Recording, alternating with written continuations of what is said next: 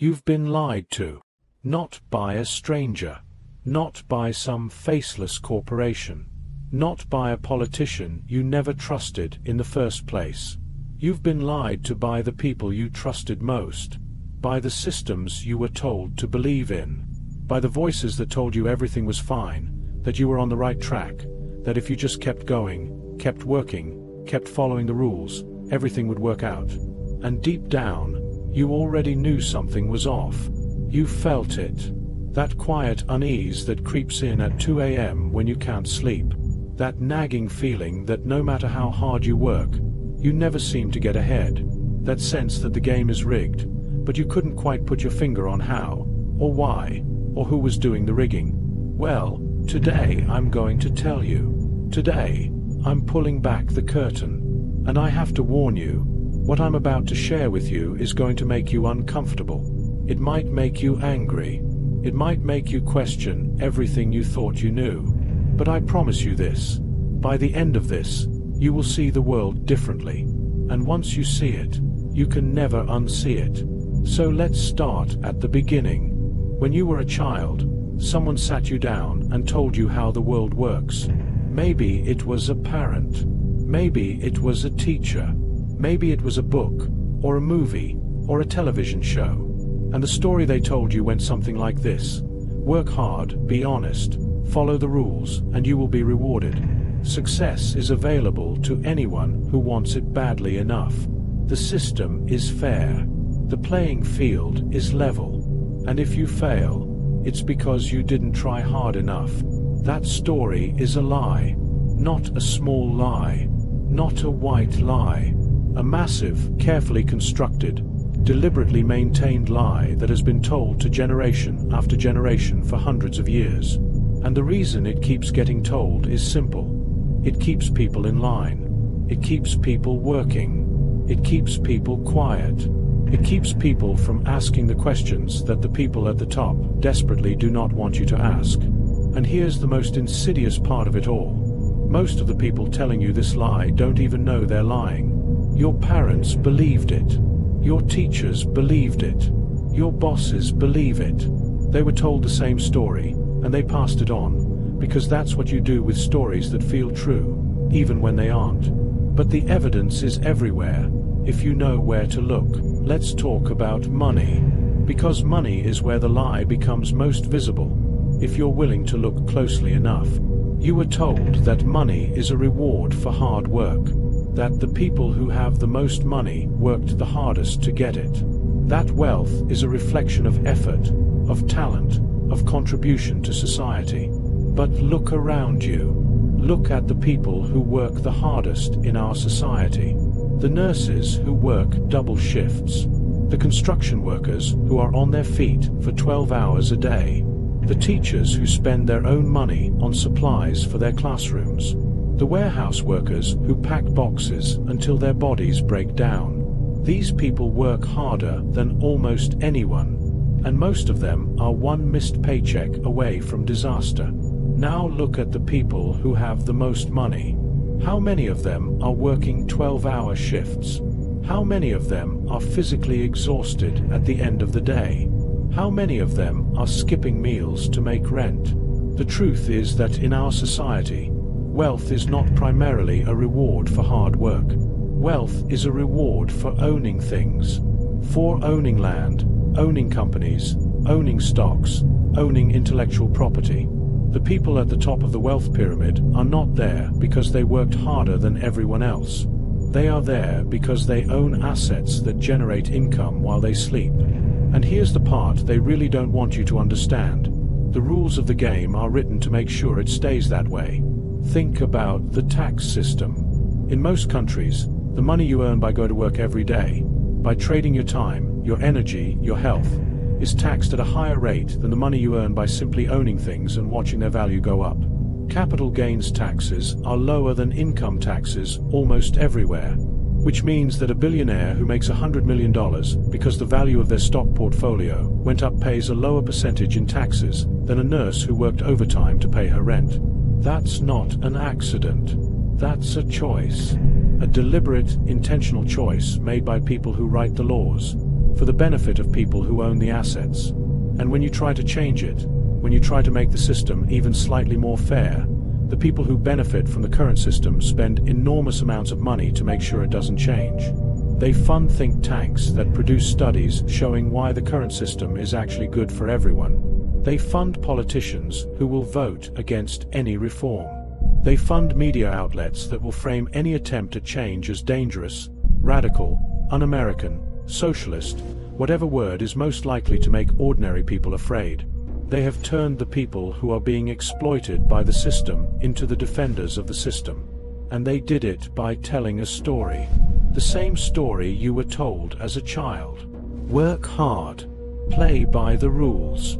The system is fair. And if you're struggling, it's your own fault. But it goes deeper than money. Much deeper. Let's talk about time. Because time is the one resource that every single human being has in equal measure. Rich or poor, powerful or powerless. We all get the same 24 hours in a day. And yet, somehow, the way those hours are spent is profoundly unequal.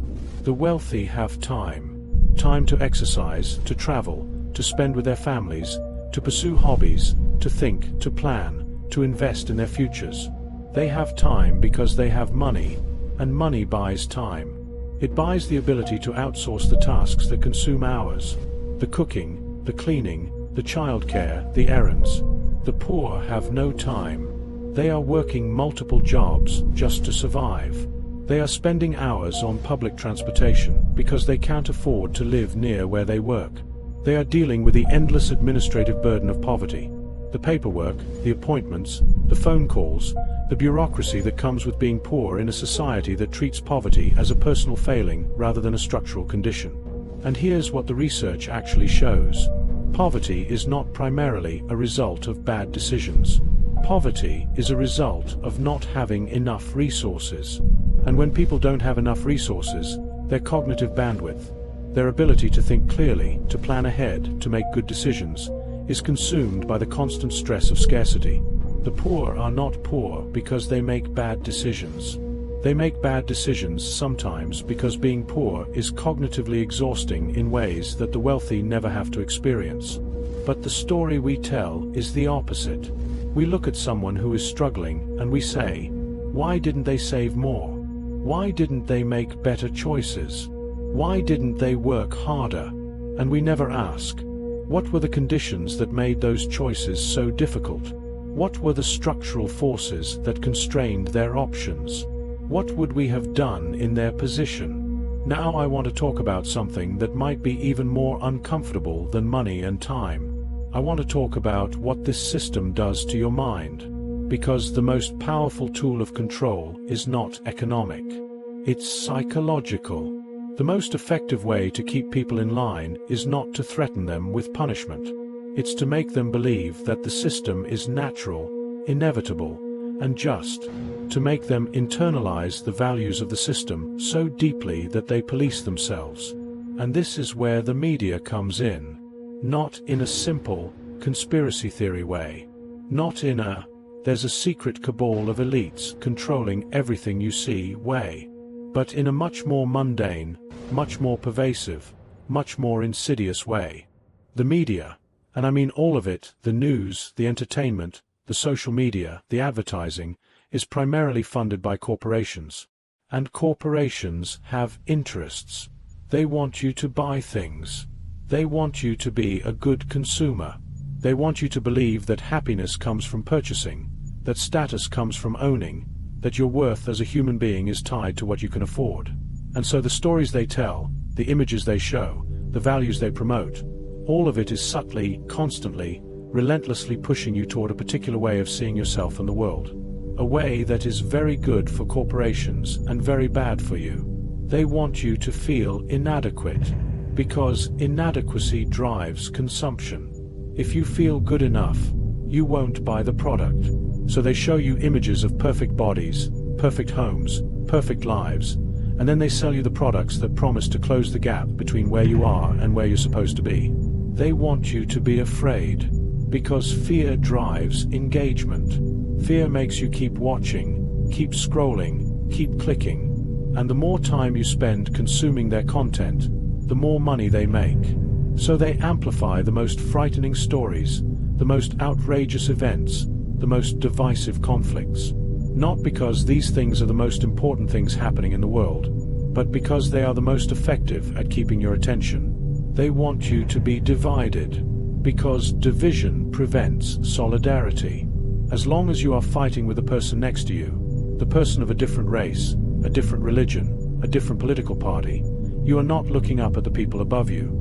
You are not asking why the wealth keeps flowing upward. You are not organizing, not demanding change, not threatening the system in any way. You are just fighting with your neighbors, which is exactly what the people at the top want you to do. I know this is a lot. I know it might feel overwhelming. And I know that some of you are already pushing back, already thinking of reasons why I'm wrong, already reaching for the story you were told as a child, because that story is comfortable and familiar, and this one is not. That's okay. That's a completely natural response. When our worldview is challenged, we feel threatened. Our brains are wired to defend our existing beliefs, because changing them is cognitively expensive and emotionally uncomfortable. Psychologists call this cognitive dissonance, and it's one of the most powerful forces in human psychology. But I want you to sit with the discomfort for a moment. I want you to ask yourself, what if some of this is true? What if even a fraction of what I'm saying is accurate? What would that mean for how you live your life? What would that mean for the choices you make, the things you prioritize, the way you see the people around you? Because here's the thing, knowing the truth, even when it's uncomfortable, is always better than living inside a comfortable lie. Because the comfortable lie keeps you stuck. It keeps you blaming yourself for things that aren't your fault. It keeps you working harder and harder within a system that is designed to extract your labor and give you as little as possible in return. It keeps you isolated, ashamed, and powerless. The truth, even when it's painful, gives you something the lie never can: clarity. And with clarity comes the possibility of change. So what do we do with all of this? Because I don't want to just leave you here, sitting in the wreckage of everything you thought you knew, with no sense of what comes next. That would be irresponsible. That would be the easy part. Tearing things down is always easier than building something new. So let me tell you what I actually believe, what I think the path forward looks like. The first thing is the hardest, and it's this: you have to stop waiting for permission. You have been trained your entire life to wait for someone else to tell you what to do, what to think, what to want. Your parents, your teachers, your bosses, your government, they have all been in the business of directing your attention and your energy toward their priorities, not yours. And the first act of genuine freedom is to stop waiting for their approval and start deciding for yourself what matters. This doesn't mean rejecting all authority. It doesn't mean becoming a nihilist or an anarchist or deciding that nothing is real and nothing matters. It means developing your own critical faculties. It means asking, every time you receive information, who is telling me this? What do they want from me? What are they not telling me? Whose interests does this story serve? It means becoming, in the truest sense of the word, a free thinker. Not in the way that term has been co-opted by people who use it to mean, I believe in conspiracy theories, but in the original sense, someone who thinks for themselves, who questions received wisdom, who is willing to follow the evidence wherever it leads, even when it leads somewhere uncomfortable. The second thing is community, because one of the most effective tools of the system is isolation. When you are isolated, you are powerless. When you are connected, when you are part of a community of people who see what you see and are working toward the same goals, you become something the system genuinely fears: organized. And I don't mean organized in a political party sense, necessarily. I mean organized in the most basic human sense. I mean knowing your neighbors. I mean building relationships of genuine mutual support. I mean creating the kinds of bonds that make people feel less alone, less afraid, less vulnerable to the manipulation of those who profit from our division. There is a reason why the most powerful social movements in history have always been built on community. The civil rights movement was built on churches and community organizations. The labor movement was built on solidarity between workers. Every significant social change in human history has come not from isolated individuals, but from people who found each other, recognized their shared interests, and decided to act together. You cannot change the world alone. But you don't have to. The third thing is this: you have to be willing to be uncomfortable. Real change, the kind of change that actually shifts the balance of power, that actually makes the world more fair, more humane, is never comfortable. It requires sacrifice. It requires courage. It requires the willingness to say things that powerful people don't want to hear, to do things that the system doesn't reward, to prioritize what is right over what is easy. And I know that's a big ask. I know that most of us are already stretched thin, already exhausted, already doing everything we can just to keep our heads above water. I know that asking people who are struggling to also take on the burden of changing the world can feel like too much. But here's what I've come to believe.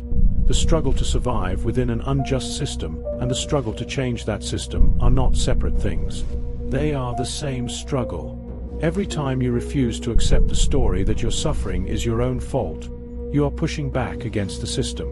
Every time you help someone else, every time you build a connection, every time you share the truth with someone who needs to hear it, you are doing the work of change.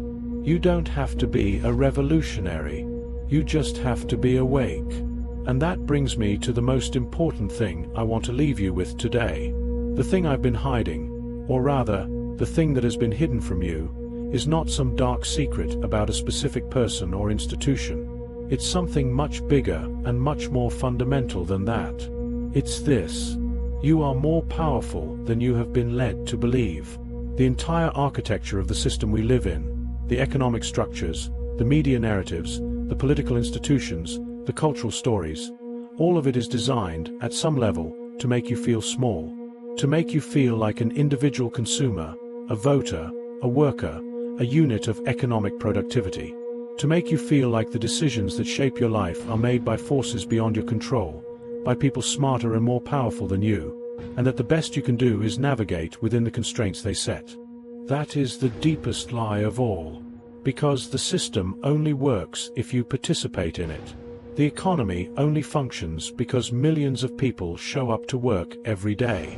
The political system only has legitimacy because people vote, pay taxes, follow laws. The media only has power because people watch, read, and share. Every single institution that shapes your life depends, ultimately, on the consent and participation of ordinary people. And consent can be withdrawn. Participation can be redirected. People, when they understand their own power and act together, can change anything. History proves this. Every right you have today, the right to vote, the right to organize, the right to a minimum wage, the right to safe working conditions, the right to education, was won by ordinary people who refused to accept the world as it was, who looked at the powerful and said, no, who organized, who sacrificed, who persisted in the face of ridicule and repression and violence, until the world changed. They were not special. They were not superhuman. They were people just like you, who decided that the truth mattered more than their comfort, and that the future was worth fighting for. So here is what I want you to do. Not tomorrow. Not when things get better. Not when you have more time, or more money, or more energy. Now, I want you to have one honest conversation with someone you trust. Tell them what you've been thinking. Tell them what you've been feeling. Tell them the things you've been afraid to say out loud because you weren't sure if anyone else felt the same way. I promise you, they do. The isolation you feel is manufactured. The silence around these truths is not because no one else sees them. It's because we've all been trained to keep quiet, to not rock the boat, to not be the person who says the uncomfortable thing. Be that person. Start that conversation. Because every movement, every change, every revolution in human history started with someone saying out loud what everyone else was only thinking in private. And I want you to remember this. The fact that you are here, that you watch this, that you are willing to sit with these uncomfortable ideas and take them seriously, that already makes you part of something. That already means you are awake in a world that profits from your sleep. Stay awake. Keep asking questions. Keep talking to each other. Keep refusing to accept the story that your struggles are your fault, that the world cannot be different, that the people in power are there because they deserve to be. They are not.